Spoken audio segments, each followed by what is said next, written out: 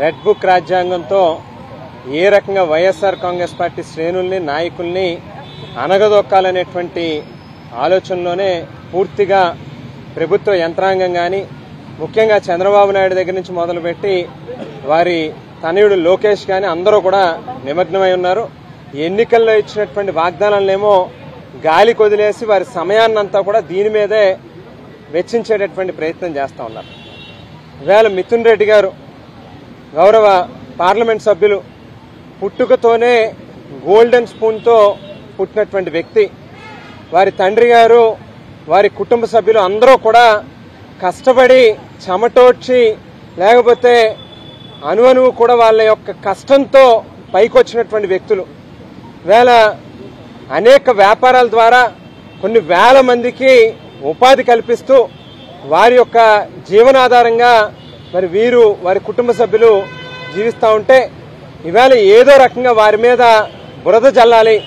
వారికి ఒక అపఖ్యాతిని తీసుకుని రావాలనేటువంటి ప్రయత్నం చేస్తూ జగన్మోహన్ రెడ్డి గారికి అత్యంత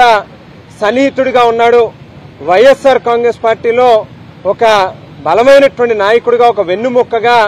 ఉన్నాడు కాబట్టి ఆయన ఏదో రకంగా హెరాస్ చేయాలి, ఇబ్బందులకు గురి చేయాలి అనేటువంటి ఆలోచనతో ఒక పార్లమెంట్ సభ్యుడికి మరి రాష్ట్రంలో జరిగేటటువంటి పాలసీ మ్యాటర్స్తో ఏ రకమైనటువంటి సంబంధాలు లేనప్పటికీ కూడా మరి గతంలో వైఎస్ఆర్ కాంగ్రెస్ పార్టీ ప్రభుత్వంలో ఏదో అవినీతి జరిగిపోయిందని ఒక స్కామ్ జరిగిందని లేనటువంటి ఒక అభూత కల్పనని సృష్టించి కట్టుకథలు అల్లి మరి ఈవేళ జగన్మోహన్ రెడ్డి గారికి సన్నిహితుడిగా ఉన్నటువంటి వారందరినీ కూడా ఇబ్బందులకు గురి చేయాలనేటువంటి ప్రయత్నంలో భాగంగానే మిథున్ రెడ్డి గారి మీద కూడా లేనటువంటి ఆరోపణల్ని మరి అభియోగాల్ని వారి మీద సృష్టించి ఈవేళ కేసులు పెట్టి లోపల పెట్టి జైల్లో పెట్టి మరి ఏ రకంగా ట్రీట్ చేస్తా ఉన్నారనేటువంటిది నిజంగా చూస్తే ఎవరికైనా కూడా కంట్లో నీరు వచ్చేటటువంటి పరిస్థితి. ఈవేళ గోల్డెన్ స్పూన్తో పుట్టినటువంటి వ్యక్తికి ఓ పక్కన కోర్టులు చాలా స్పష్టంగా ఒక స్పెషల్ క్లాస్ ప్రోటోకాల్ ఉంది, ఈ రకమైనటువంటి ఫెసిలిటీస్ ఆయనకి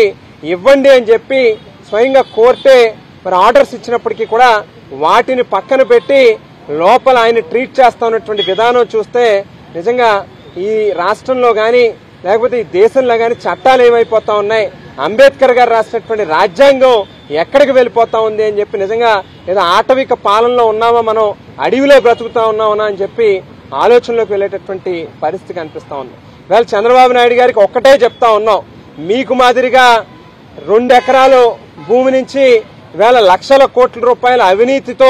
లేకపోతే అక్రమ సంపాదనతో సంపాదించుకున్నటువంటి డబ్బులు కాదు ఇవాళ వారి దగ్గర పెద్దిరెడ్డి రామచంద్రారెడ్డి గారి కుటుంబం దగ్గర ఉన్నది. వాళ్ళకి కష్టపడి వారి యొక్క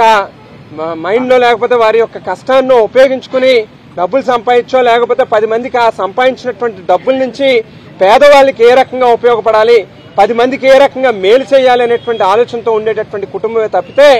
ఏ రకంగానూ కూడా పేదవాళ్ళ డబ్బులో లేకపోతే ప్రభుత్వం తాలూకా డబ్బుల్లో జేబుల్లో వేసుకునేటటువంటి పరిస్థితి కానీ అవసరం కానీ వాళ్ళకి లేదు. మీరు 1,00,000 కోట్లని మొదలుపెట్టినటువంటి అభియోగాన్ని ఈవేళ 1000 కోట్లకి 300 కోట్లకి 400 కోట్లకి తీసుకొచ్చారు. అంటే కేవలం లేనటువంటి కథని ఈవేళ ఏ రకంగా మసాలాలు జోడించి కథల్ని ప్రభుత్వాన్ని ఈవేళ కేవలం జగన్మోహన్ రెడ్డి గారికి సంబంధించినటువంటి వారిని ఇబ్బంది పెట్టాలనేటువంటి దాని మీదే మీ సమయాన్ని వెచ్చిస్తా ఉన్నారు. ఇది ఏ రకంగానూ కూడా మంచిది కాదు. చాలా క్లియర్ గా ఒకటే చెప్తా ఉన్నాం, ఈ రకం పాపాలకి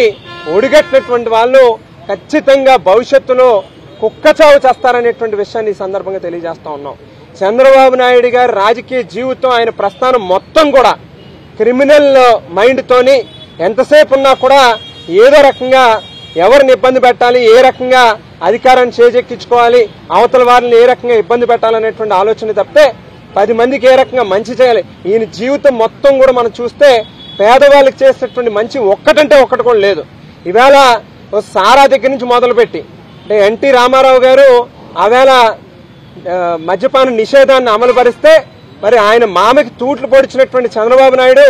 సారా అమ్మడం దగ్గర నుంచి మొదలుపెట్టి ఈ రోజు దాకా ఆయన మొత్తం గడిచినటువంటి 30-35 సంవత్సరాలు 40 సంవత్సరాలు మరి ఇండస్ట్రీ అని చెప్పుకునేటటువంటి వ్యక్తి ఇవాళ ఇన్ని లక్షల కోట్లు ఎక్కడి నుంచి సంపాదించాడనంటే